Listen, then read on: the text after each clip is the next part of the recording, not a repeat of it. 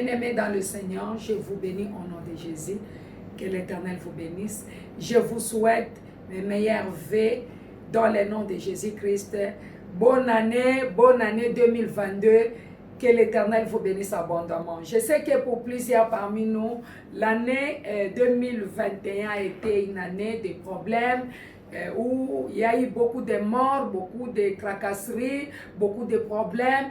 Mais malgré ça, l'Éternel a été toujours avec nous, puisqu'il a promis de ne pas nous abandonner. Il a dit, dans les malheurs tout comme dans le bonheur, il ne nous abandonnera pas. Voilà, nous bénissons le Seigneur, puisqu'il nous a quand même prêté la vie. Il nous a donné la force. Et voilà pourquoi est-ce que nous pouvons encore les bénir davantage. Nous ne pouvons pas oublier les bienfaits de Dieu.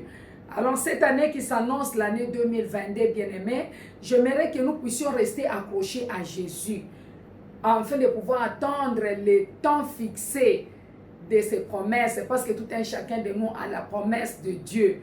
Alors restons accrochés à Jésus. Nous devons bien aimer comprendre et connaître que ce Dieu-là ne nous abandonnera pas.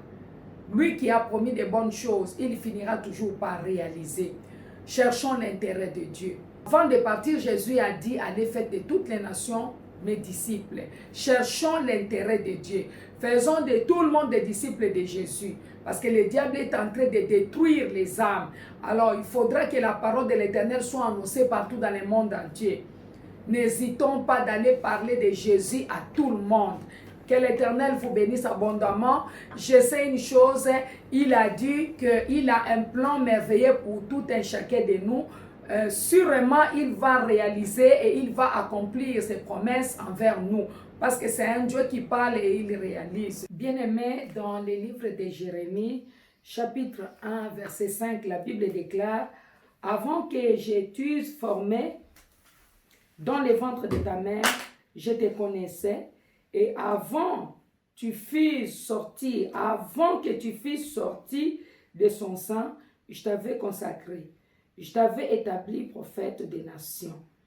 J'ai répondu à Seigneur éternel, voici, je ne sais point parler, car je suis un enfant. » Voilà. Dieu a dit à Jérémie qu'avant que Jérémie puisse naître, Dieu l'avait connu. Parce que c'est Dieu qui l'avait établi, avant même qu'il soit conçu dans les ventres de sa mère. Bien-aimé, tu dois savoir que tu as quelque chose de très important en toi. Dieu t'a doté de talents, de capacités, de dons qu'il n'a pas donné à une autre personne. Et bien-aimé, tu ne peux pas mourir tel que tu es là. Tu dois faire de sorte que Dieu puisse profiter des dons, des talents qu'il vous a dotés. N'acceptez pas de retourner, d'aller au tombeau tel que vous êtes. Alors vous devrez impacter, vous devrez bien aimer accomplir votre destinée. Accomplissez votre destinée. Vous devrez parler de Jésus. Vous devrez amener les âmes qui sont en train de mourir en Jésus. Vous devrez bien aimer prier pour ceux qui sont malades. Et je sais que la main de l'Éternel va guérir les malades. Et vous verrez la grandeur de Dieu. Bien-aimé, Dieu veut profiter des talents et des dons qu'il vous a dotés. Ne soyez pas comme les figuiers qui n'arrivent pas à produire.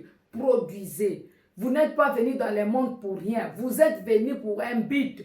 Le but pour lequel Dieu vous a envoyé sur la terre, c'est pour être accompli. Alors accomplissez votre destinée. Levez-vous, bien-aimés, pour l'évangile. Regardez comment les satanistes sont en train de peupler les camps du diable. Alors nous avons besoin de peupler les camps du diable pour peupler les camps de Dieu. Bientôt Jésus revient. Nous n'avons pas besoin, bien-aimés, de rester en train de regarder, d'être comme des observateurs. On n'a plus ce temps-là parce que bientôt Jésus revient. Lèvons-nous. Toi, maman, toi qui me suis, là où tu es dans ta maison, lève-toi, maman, décide-toi, lève-toi pour sauver ta nation, lève-toi pour sauver ta maison, lève-toi pour sauver ton foyer. Lève-toi et parle de Jésus. Lève-toi dans la prière. Lève-toi dans l'évangélisation. Celui qui se lève pour servir Dieu, Dieu ne pourra jamais l'abandonner. Alors cette année 2022, nous devons tous nous lever pour Jésus, pour la gloire de Dieu, pour peupler les camps de Dieu. Parler de Jésus-Christ, faire la publicité de Christ partout où nous serons. Au lieu de rester bien-aimés, croiser les bras, nous allons parler de Jésus partout où nous serons. Que le Seigneur vous bénisse. Je sais que ce message ne passera pas inaperçu parce que le Saint-Esprit de Dieu qui est en vous, l'Esprit de l'Éternel Dieu va vous donner la force et c'est par la puissance du Saint-Esprit que tout cela va se passer parce que Marie a posé la question à l'ange qui était venu avec le message auprès d'elle. Alors, l'ange a répondu que cela se fera par la puissance du Saint-Esprit. Puisqu'elle a posé la question en disant comment cela se fera-t-il.